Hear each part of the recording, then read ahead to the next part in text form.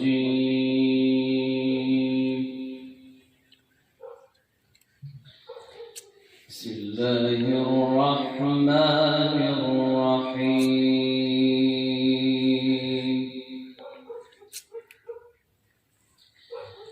والفجر وليال عشر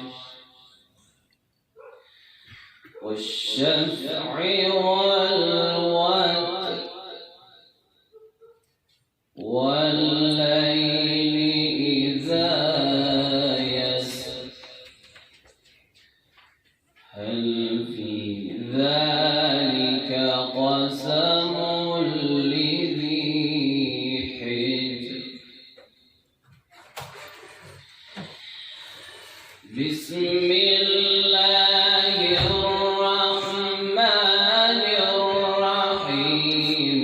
والفجر وليال عشر والشفع والوتر والليل إذا يسر هل في ذلك قسم لذي حجر.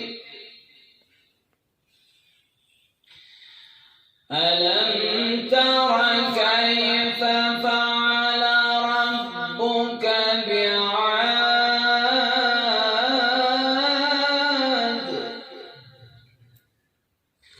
إرم ذات العماد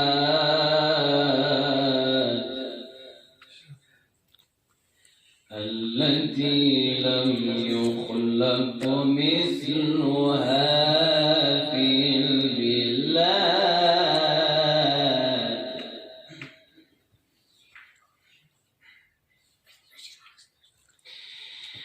وثمود الذين جابوا الصخر بالواد وفرعون ذي الأوتاد الذين طغوا في البلاد.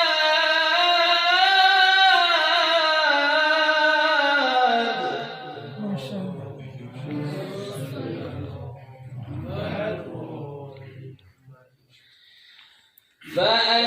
فأكثروا فيها الفساد فصب عليهم ربك سوط عذاب إن ربك لبالمرصاد.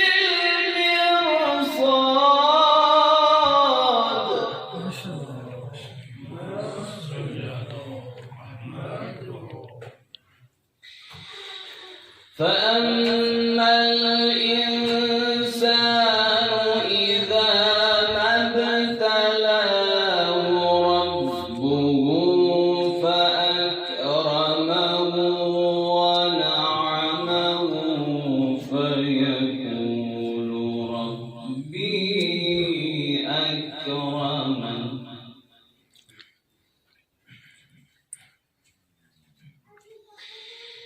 وأما إذا ما ابتلاه فقدر عليه رزقه فيقول ربي أهانن.